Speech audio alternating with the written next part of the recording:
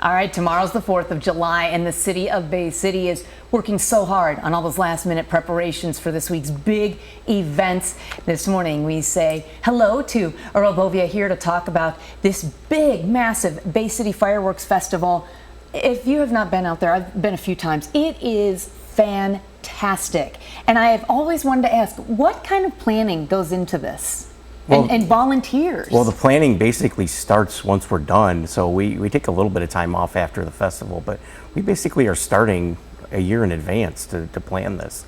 There's that much going on that, we have to plan starting a year in advance, basically. So and also it's we know it's an annual tradition, and it's such a big deal for families, and we know people come from really across the country to see it. Yeah, absolutely. We've heard people coming even from other countries to come to see it. So yeah, there's going to be people coming from all over, and it's going to be amazing. There's going to be a ton of people, and we just can't wait. We've got a great show. We've got some great concerts. We can't wait for tomorrow. Yeah, and tell us, so it's a 3-day event, is that right? Right? 3-day, yes. And tell us what we can expect this year. So Skirtback Carnivals are back this year. They've been over 40 years with us. So they're a great family carnival. They provide great entertainment, safe rides, and we encourage you to come out, check that out. Lots of great vendors on the west side. And then on the east side on Thursday and Friday, there's going to be concerts. So tomorrow we're going to be welcoming Bullet Boys and Slaughter. And then on Friday, we're going to have Lynch Mob and Stephen Piercy of Rat. So we've got 4 great acts in 2 days. We're really excited. Oh, it is so neat. It's so well organized.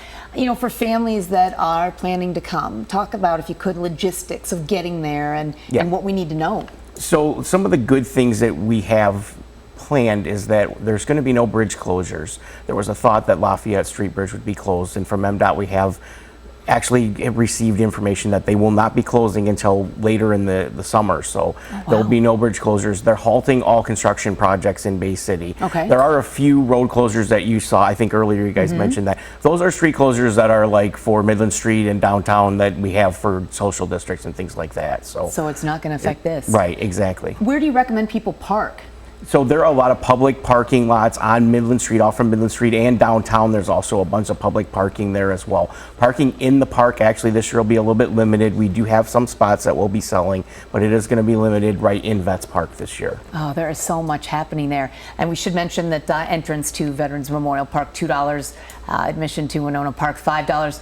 There are various prices for carnival rides and wristbands and concerts, and you can see that full lineup of events. Just go to BayCityFireworksFestival.com. Again, BayCityFireworksFestival.com. It's one of the most amazing, the finale is one of the most amazing fireworks displays I've ever seen in my life. It's just incredible.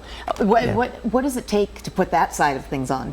Vendors, I assume you bring in fireworks vendors? Yeah, Wolverine Fireworks has been with us for over 20 years. Okay. They're a Bay City local company, so they do a great, excellent job. They put on a great show. They always have some special things planned. We never quite know what they are, and I don't get involved in asking them, but John Campo and his crew there do a great job, and we just tell them this is how much we want to do, and they put it together. They do a really great job with that part of it. How do you raise money to put this show on? So it's all publicly funded. We do not receive any money from the city. Sometimes we get that it's Bay City Fireworks. We get money. We don't. We raise money through public donations, corporate sponsorships, money at the gates because we collect the $2 and $5. The carnival provides some revenue for us as well, and obviously the concerts we're putting on. So anytime that you come down and spend any money with us, it's indirectly benefiting this festival. So we can't say enough to encourage everybody to come down and spend some money with us because it's going to help us continue this festival. And how has it grown over the years? By leaps and bounds. So it started out just FOP putting it together